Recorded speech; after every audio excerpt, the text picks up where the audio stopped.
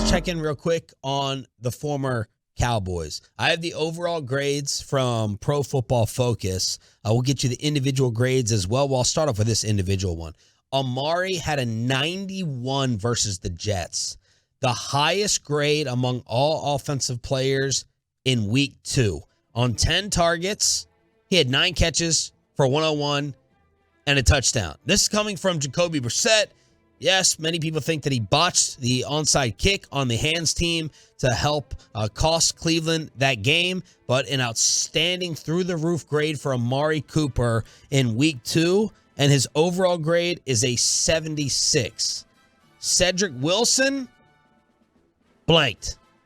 0 catches, 0 yards on 1 target. Ced's grade in Miami so far, a 54.6. Of course, all the balls are going to the superstar duo wideout of Tyreek Hill and Jalen Waddle. Randy Gregory had another forced fumble. He had a sack as well. They're liking the early return on Randy in Denver, and his early grade is a 79 on Pro Football Focus.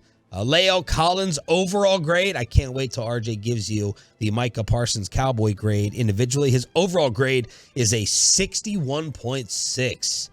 I'm going to have to go and look at what Terrence Steele's is compared to La'el Collins, but that's where we stand. And I think Zerline hit a 57-yarder and had 4 extra points for the Jets. Ooh, so Randy, you mentioned Randy Gregory, he had an 84.8 in week 1. His week 2 grade was a 68.1. So a pretty good sizable drop. Pass rush grade was about the same. His coverage dropped crazily. His rush defense was about the same. His tackling was way up. But the coverage is what killed him, which is even a little silly because he wasn't in coverage for 3 or 4 times. But pass rush was slightly down, and his overall defensive grade was way down. He also played 16 more snaps in the second week. Okay. So that kind of contributed there. Amari Cooper, he had a 90.9. He was like the highest graded player in the world in week 2. Yep. La'el Collins, meanwhile. Yeah. Here we go. Yeah, now see, this is going to be the interesting one because, we saw him firsthand. What do you want to take a guess his pass block grade in week 2 was? I'm going to say my over-under I'm setting in my mind is a 56.5. I'm going to guess it's in the mid-50s. 27.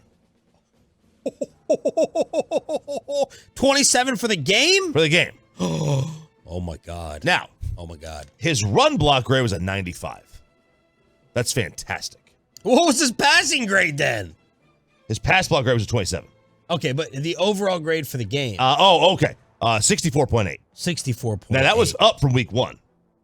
Because week 1, he was about the same. He was a 55 run and a 57 pass. Okay. In this one, he was a 27 pass and a 95 run.